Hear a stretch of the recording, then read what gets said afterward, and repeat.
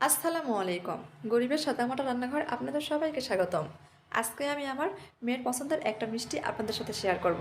সেটা হচ্ছে স্পঞ্জ রসগোল্লা। সেজন্য চুলার উপর একটা হাঁড়ি বসে দিয়েছি। হাঁড়িতে আমি 2 কেজি দুধ দিয়ে দিব। আপনারা ভিডিওতে দেখতেই পাচ্ছেন মিষ্টিটা আমি কোন দুধ দিয়ে বানাবো।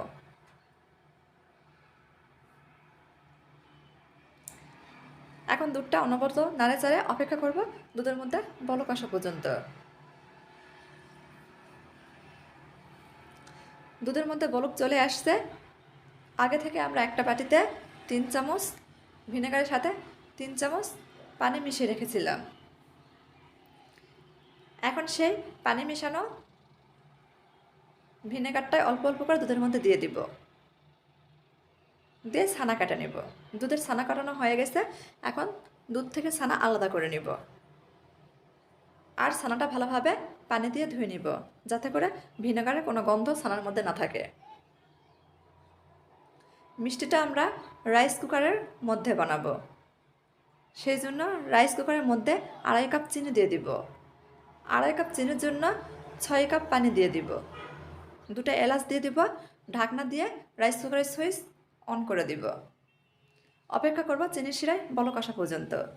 আর এদিকে আমার 2 কাপ ছানা হয়েছে 2 কেজি দুধে। 2 কাপ ছানাতে আমি 1.5 টেবিল চামচ ময়দা, 1 টেবিল চামচ গুঁড়া দুধ আর 1 টেবিল চামচ চিনি ব্যবহার করব। প্রথমে ছানাটা আলাদা করে হাত দিয়ে মথে নেব। ছানাটা হাতের তালু দিয়ে ভালোভাবে মথে নিতে হবে।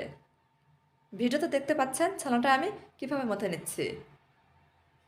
ছানাটার মধ্যে একেবারে নরম করতে হবে, যাতে মিষ্টি বানানোর সময় মিষ্টির গায়ে কোনো ফাটল না থাকে। এখন এই ছানার মধ্যে শুকনো উপকরণ দিয়ে দিব। অল্প একটু বেকিং পাউডার দিব, 2 চিমটি মতো। দিয়ে ছানাটা আরও কিছুক্ষণ ভালো করে মথে নিব।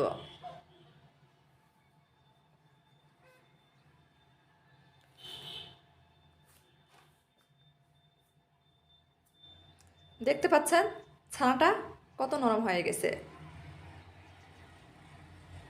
এখন আমরা মিষ্টি বানিয়ে নিব।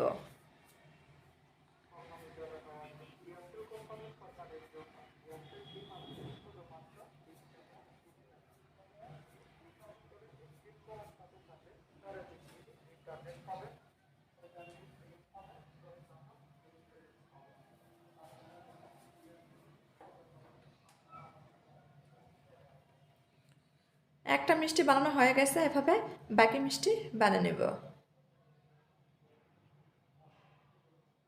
এদিকে চিনির শিরায় বলক এসে গেছে। একটা মিষ্টি আমার মেয়ে আগে দিয়ে দিয়েছে। তো যাই হোক, বাকি মিষ্টি দিয়ে দিব।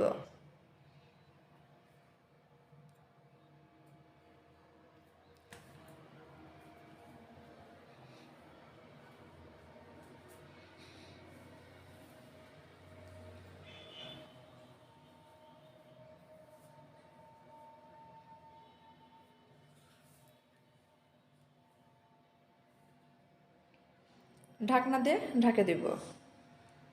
ঢাকনার ফুটা একটা লং দিয়ে বন্ধ করে দিব।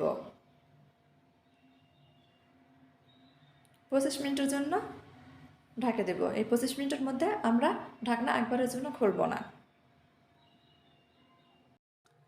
মিষ্টি ফুলে উপরে ভাসে উঠেছে। মাঝে মাঝে রাইস কুকারের হাতল ধরে মিষ্টি তুলে দেব, যাতে মিষ্টির সব দিক থেকে ভালোভাবে রান্না হতে পারে। সব সময় আমাদের হাতের কাছে ফুল ক্রিম দুধ নাও থাকতে পারে। আমাদের হাতের কাছে যে দুধ আছে সেটাতেই ভালো মিষ্টি বানানো যায়। আর সেটাই আপনাদের সাথে শেয়ার করব। আমার এই ঘরোয়া সাদামাটা রান্না যদি আপনাদের একটু ভালো লেগে থাকে, তাহলে আমার চ্যানেলটা সাবস্ক্রাইব করে দিবেন, লাইক কমেন্ট শেয়ার করে দিবেন। আমার কথাবার্তা রান্না যদি কোনো ভুল হয়ে থাকে, সবাই ক্ষমা সুন্দর দৃষ্টিতে দেখবেন।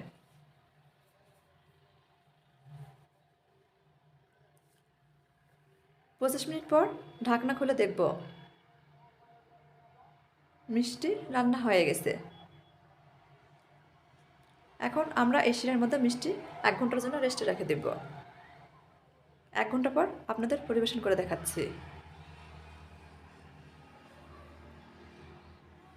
দেখেন মাশাল্লাহ মিষ্টি কত সুন্দর হয়েছে। সবাই ভালো থাকবেন। আজকের মতো এই পর্যন্তই। আল্লাহ হাফেজ।